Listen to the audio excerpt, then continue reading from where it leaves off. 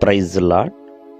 దేవుని ప్రశస్తమైన నామమునకు మహిమ కలుగునుగాక. ప్రభు నామమున మీ అందరికీ హృదయపూర్వక వందనాలు. ఈ ఉదయకాలము దేవుని వాక్యాన్ని విందాం. కీర్తనలు 34:1.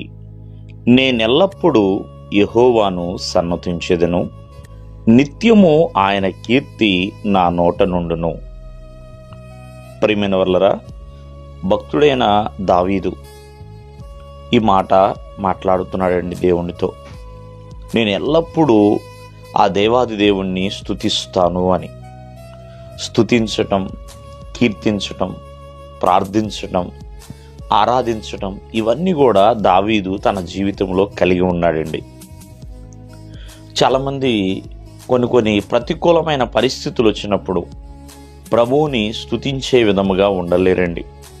ఆ మనోవేదనలో, ఆ ఐహికమైన విచారాలలో పడిపోయి ప్రభువుని స్తుతించడం, ప్రార్థించటం మర్చిపోతూ ఉంటారు.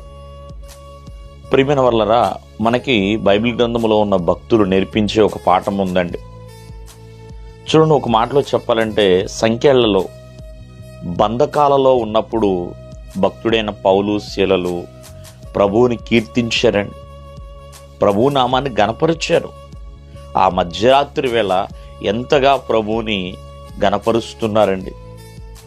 అంటే సంతోషం ఉన్నప్పుడే ప్రభువుని సన్నతించడం కాదండి, సంతోషము లేనప్పుడు కూడా సంతోషముతో దేవుణ్ణి సన్నతించేవారిగా ఉండాలి. ఏదో మేలులు జరిగినప్పుడు, దీవెనలు వచ్చినప్పుడు, ఆశీర్వాదాలు వచ్చినప్పుడు మాత్రమే కాదండి. ఉదాహరణగా చెప్పాలంటే భక్తుడైన దానియేలు ప్రమాదకరమైన సింహాల గుహలో పడినప్పుడు ప్రభువుని ప్రార్థిస్తున్నాడు, ప్రభువుని స్తుతిస్తున్నాడండి. మరి అటువంటి ప్రతికూలమైన పరిస్థితుల్లో కూడా, ప్రమాదకరమైన స్థితిలో ఉండి కూడా ప్రభువుని స్తుతించుట తను మానలేదు. అటువలే భక్తుడైన యోబు మరి అన్నీ కోల్పోయాడు, క్లిష్ట పరిస్థితుల్లో ఉన్నాడండి.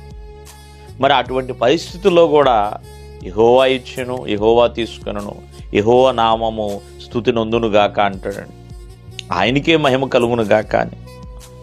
కావున మానవ జీవితంలో దావీదైనా, దానియేలైనా, ప్రియమైన వాళ్ళరా, భక్తుడైన పౌలైనా కావచ్చు, లేకపోతే నీవైనా కావచ్చు, ప్రతి ఒక్కరూ ఎల్లప్పుడూ కూడా ప్రభువుని స్తుతించే వారిగా ఉండాలి.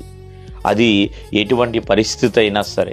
మనం ఒక్కోసారి పరిస్థితులు బాగున్నప్పుడు ప్రభువును స్తుతిస్తాం, కానీ నీ పరిస్థితులు ఎలా ఉన్నా సరే దేవాది దేవుణ్ణి స్తుతించే వారిగా ఉండాలి. మన నోట ఎల్లప్పుడూ దేవునికి స్తుతి ఉండాలి. దేవుడు మిమ్మల్ని ఆశీర్వదించును గాక. ఆమేన్.